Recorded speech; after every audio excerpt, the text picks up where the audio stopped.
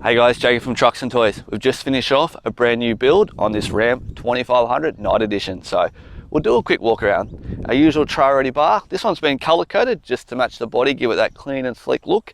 It's got our full Baja lighting package, which is a 30-inch light bar, the LP4s and the squadrons. Now this one's running a SHERPA winch. The SHERPA's come yellow, so what we've done is actually color coded it silver to match the car, just to make it clean and classy looking.